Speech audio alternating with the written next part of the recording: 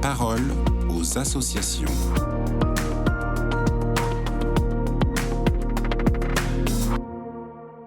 Bonjour à tous, bienvenue dans La Parole aux associations. Aujourd'hui, je suis avec Valérie-Anne Maître de la Société de Saint-Vincent-de-Paul. Bonjour Valérie-Anne. Bonjour Agnès. Alors vous êtes rédactrice en chef du magazine Ozanam, le magazine de l'actualité des bénévoles. Et justement, dans le numéro à paraître, on pourra lire un reportage consacré au bienheureux Pier Giorgio Frassati qui sera canonisé en août prochain. Oui, après un premier article publié sur sa vie, on part sur les traces de ce jeune bénévole mort il y a tout juste un siècle. On va découvrir les lieux où il a vécu grâce au reportage de Marie-Juliette. C'est une jeune bénévole de la Société de Saint-Vincent-de-Paul à Bordeaux. Et puis, elle était accompagnée d'une quinzaine de jeunes de l'association, un groupe qui s'est rendu à Turin, en Italie, c'est la ville de Frassati, mais qui a aussi exploré les environs, puisque autour, c'est la montagne, et Frassati était un jeune sportif aguerri et grand amateur de la montagne. Alors pourquoi la vie de ce jeune homme touche-t-elle autant les bénévoles d'aujourd'hui ? Eh bien, parce qu'il est l'un des leurs, Agnès. Frassati était un Vincentien, un membre d'une équipe locale de bénévoles. Toute sa vie, assez courte mais intense, Pier Giorgio s'est penché sur les conditions de vie des personnes pauvres autour de lui. Son souci de la charité l'a poussé à agir auprès des faibles en mettant en pratique la doctrine sociale de l'Église qu'il étudiait. Alors, je vous rappelle quelques mots de la vie de ce jeune bienheureux qui sera bientôt saint. Frassati est né en 1901, à Turin donc.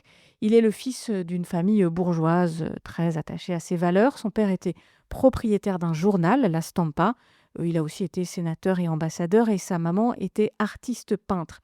Frassati avait une sœur avec laquelle il s'entendait bien, mais au désespoir de ses parents, le jeune homme n'envisage pas de suivre les traces paternelles. Lui, il veut devenir ingénieur des mines pour aider les ouvriers. Alors il avait un temps envisagé de devenir prêtre, mais il s'est rendu compte qu'il serait plus utile et plus efficace auprès des pauvres en restant un laïc très engagé. Rappelez-vous, cette première moitié du XXe siècle, l'Italie, elle vit une crise sociale très dure et puis le fascisme se déploie. Le jeune étudiant essaie de dénoncer les conditions de vie et puis il s'insurge un peu contre cette politique italienne dure. Il finit par renoncer et décider plutôt de s'investir complètement dans ses études et puis surtout dans la charité. Il s'engage aussi dans le tiers-ordre dominicain. Et puis, on l'a dit, il était aussi passionné de montagne. Il fonde avec ses amis la Compagnie des Types Louches. Frassati était un grand farceur, dit-on. Et alors Valérie-Anne, vous venez de dire que Frassati a eu une vie courte ? Oui, il meurt à 25 ans, en juillet 1925, des suites de la polio contractée alors qu'il visitait des pauvres.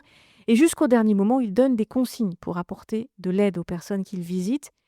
Et puis, au moment de ses obsèques, il y a des milliers de personnes qui se rendent aux funérailles. C'est là que sa famille découvre avec stupeur qu'il agissait avec une grande discrétion, mais une grande efficacité auprès des personnes fragiles. On raconte même qu'il s'endettait pour payer des médicaments.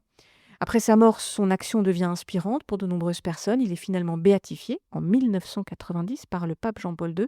Et puis, il sera donc canonisé par le pape Léon XIV. On le donne en exemple aux jeunes sportifs évidemment, mais aussi à ceux qui mettent la charité en acte. Et à la Société de Saint-Vincent-de-Paul, de nombreuses équipes locales jeunes portent son nom.